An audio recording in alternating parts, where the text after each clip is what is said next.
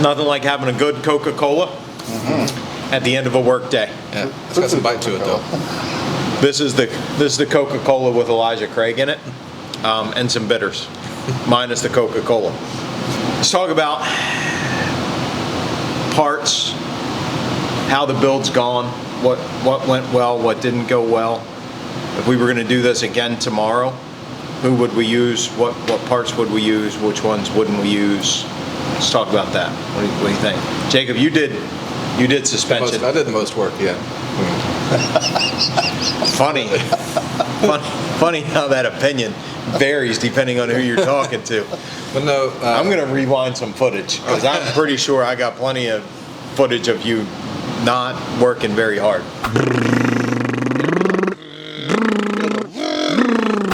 No, I mean, all the suspension, really, I mean, I don't have any gripes. I mean, after we figured out, having that nice spring compressor helped a lot. I mean, back in the day, we used those chicken chip ones with the hooks, the dangerous ones. Yes. I noticed that you pointed in case it came apart, you pointed it directly at the racing simulator. At least it wasn't pointed at the Corvette or you or me or Bill. Well, no, I mean, that was easy.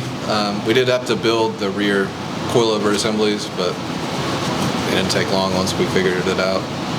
Ray was nice enough to show me how to do it, and the second one went together in a few minutes.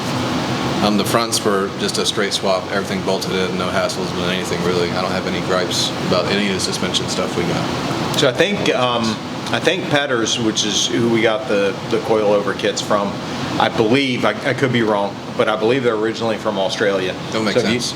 If you notice on the struts on the front, it actually says for it said for that sedan. Blah, it wasn't blah, for blah, a blah. Pontiac G8. Right, but that's the set that they sell, Petters USA or Petters North America, whatever it is. That's the kit that they sell for the G8s here. Yeah, and I was surprised to see it. I didn't know those things were independent rear suspension. I mean, I figured it being like a utility vehicle would be a live axle, but no, it's in full independent rear. Yep. So if we can get the weight distribution, will probably be the biggest challenge. If we can overcome that, it'll probably handle fairly well, I think. So all in all, if we were going to do coilovers again, if somebody brought us a Ute and said, hey, do my truck the way you did the SP build, yes or no on Petters? Oh, definitely yes. If you could get the rears in a fully built assembly already, that would have made it easy. I don't know if they even offer that, but even then, if you got a spring compressor, it's not a big deal to take it apart and put it back together. I can tell you from a customer service, so that's the product perspective. From a customer service perspective, they were awesome to work with. It seems like every time I've called somebody and said, hey, I'm working on this Holden Ute, but it's basically a Pontiac G8 for the most part. Sorry, I can't help you.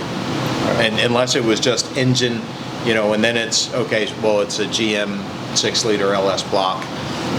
Okay, well, this is the part you need, this is the part you need. But anything that required them to cross-reference something or look something up, Alpine never even returned my email, because they make a head kit for the radio, or that has so it's got the dash and the radio and the climate controls all one piece in there. So nobody in the US ever spent enough time, effort, energy, or money in developing a kit for that. Alpine's got one that they sell in Australia. They wouldn't return an email. That's one company that completely goes to me. BC Racing was the first company, before I found Petters, BC Racing was the first company that I looked into for coilovers.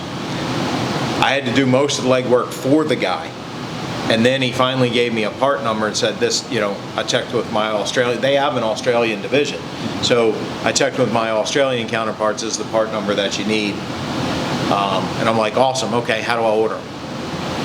Nothing. So apparently I was talking to the sales prevention team.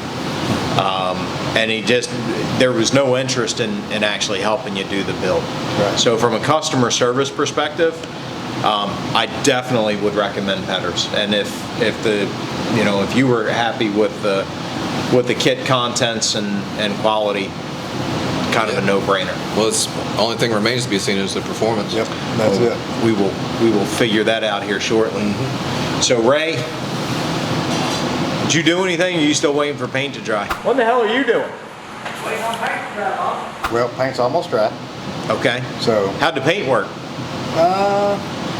fair to middling. Fair to middling? Yeah, yeah. That's not perfect. No, never perfect. Okay. So we used Duplicolor Yes. for the valve covers and stuff. What did you like? What did you not like? So after we found out that the aluminum needed to be sanded, that's what I didn't like, because I should have checked it a little bit closer before we started, because it's real rough aluminum and it looked like hammered ass. So come in, redone it, and now it looks like So is that the paint's fault or Ray's fault? No, it's Ray's fault. So how'd the paint work out? Paint worked great. Okay. So you would recommend Duplicolor? Yes. Easy to work with? Easy to work with, quick drying. Okay. If you know how to paint, I mean, you can make it look like glass. Excellent. You know, what kind of temperature is that stuff good to? You don't know? So the stuff that I got is their high temp engine. So I think it was what, 1300 degrees? 1300. So The whole if I valve get that cover's engine, thinking that. yeah, if I get that engine so hot to where the valve covers see 1300 degrees, Right. something's going horribly wrong. Yep. What else did you do? So we put the motor together, done the piston swap and rod swap. So we used Summit for the pistons. Yes.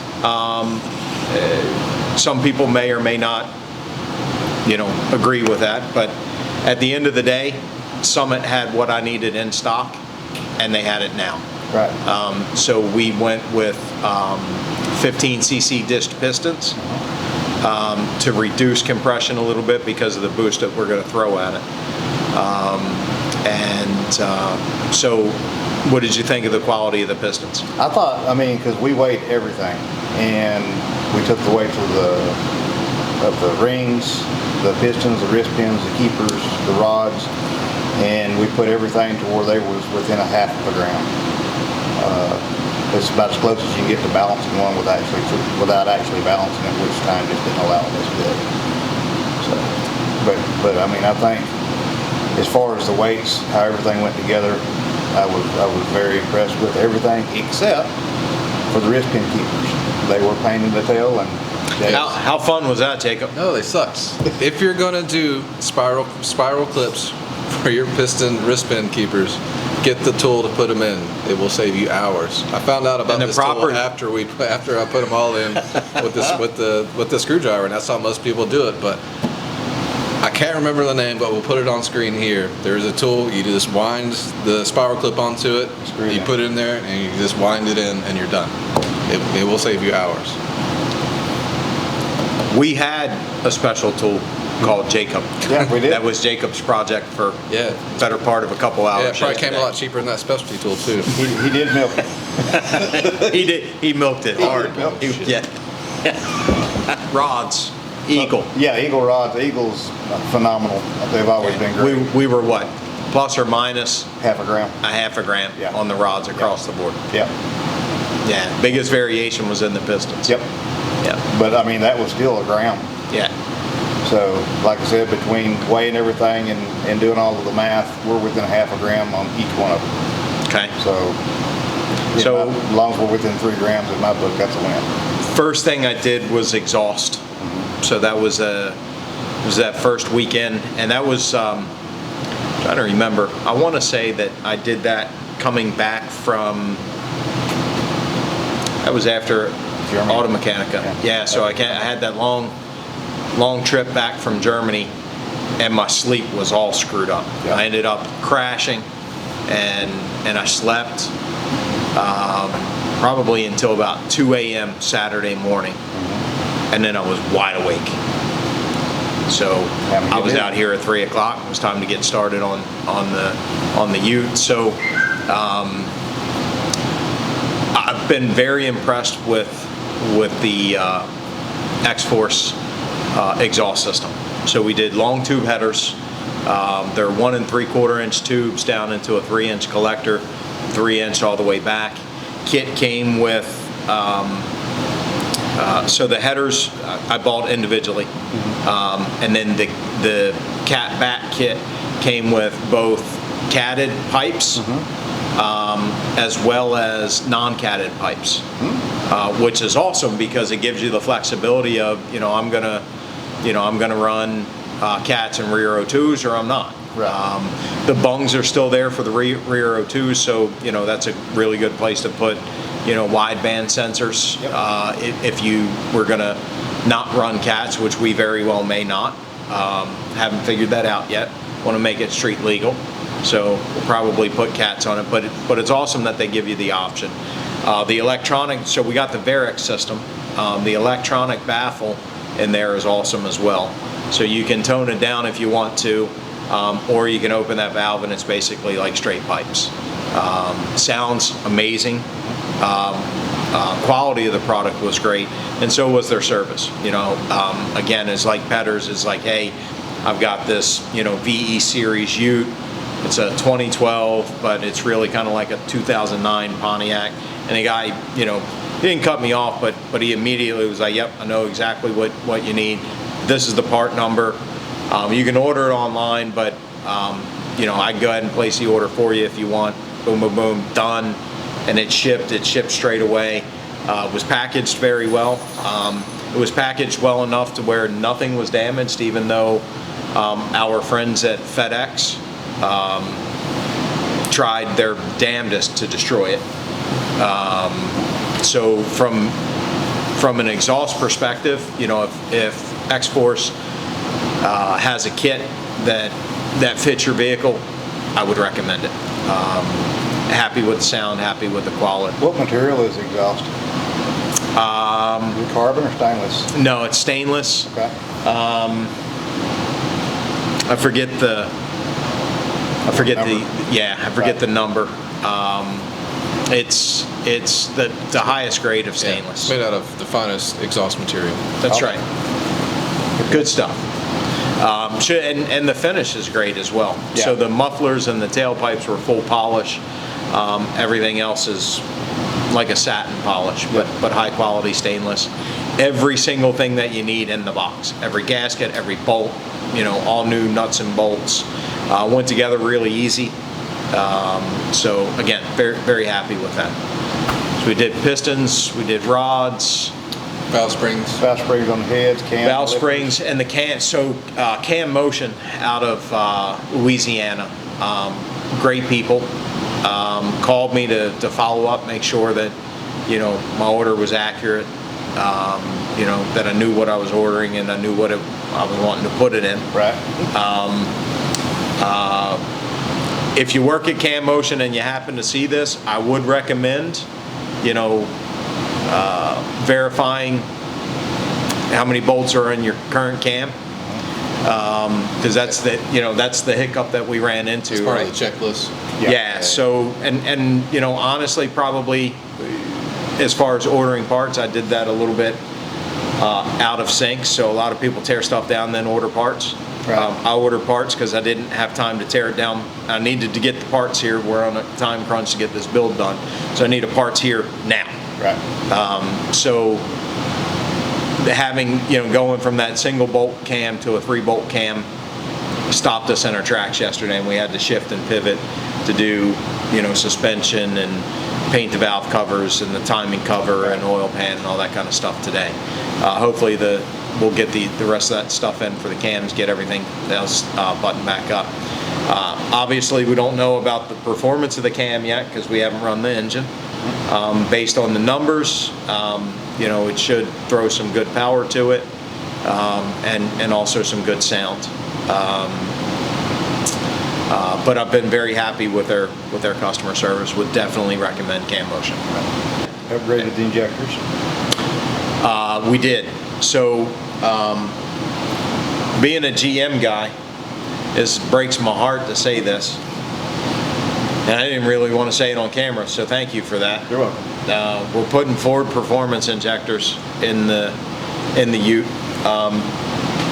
That is what the tuner recommended.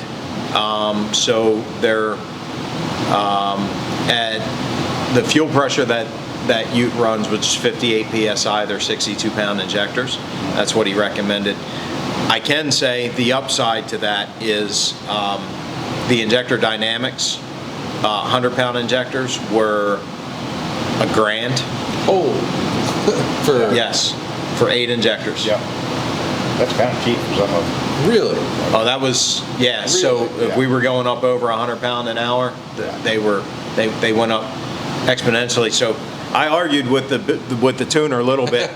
I did, because I mean, I'm looking them up and I'm like, they're 52-pound Yeah, do you- injectors, we're yeah. gonna lose 10 pounds Do you, with do you own boost. stock in Ford or something? What's the deal here? Now, you know better than that.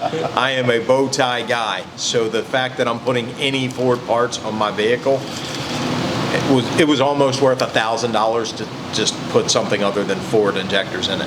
Chevrolet probably made them for them. Yeah, that's exactly what I was, and if they didn't make them, they designed them. How much were the Ford ones compared to the $200 Yeah. for a set of all 8. Wow. I don't think that I could have bought GM factory replacement injectors for what I paid. The guys on some of the forums that I was reading about injectors, that one of the guys was like, that doesn't sound right. You sure that's not per injector? But no, it was like $220 from Summit. Definitely want to throw Summit into the mix. So the vast majority of what we've ordered from Summit. So we've talked about the brands and stuff that we're putting into the Ute, but with the exception of Cam Motion and Petters, everything else that we've put in this vehicle has come from Summit. Their customer service has been fantastic. If you have a question, they get right back to you straight away. Yeah, I couldn't say enough good things. And ordering a bunch of parts, before you actually need them, you always end up with a bunch of stuff that needs to go back, Oh, yeah. exchanged, wasn't right, whatever the case may be. Right. No questions asked. You fill out the form online, they send you an RMA and a return label. Yep. You throw it in the box, you send it back, you're done. Done. Absolutely fantastic company to work with. Been very pleased with their service and performance. So we'll definitely on the next build, we'll definitely be using them again. Subframe connectors. Yes. Yeah, so BMR suspension. Didn't deal with them direct. Ordered that through Summit as well. But quality of the product looks great. Unfortunately, because I still haven't received my clutch, so we're putting a Monster triple clutch in it. We haven't received that yet, so can't put the subframe connectors in, and obviously we still have the intake off of the engine, so we can't put the strut tower brace on either. But high quality powder coat. My only concern, and this is probably a good thing because it is tying the subframes together, is I don't know if you guys picked them up or not, but those things are heavy. Yeah, really heavy. It's adding a lot of weight to the vehicle. Yeah, but we can overcome weight with boost. Throw more power at That's it. it. So Turn it up.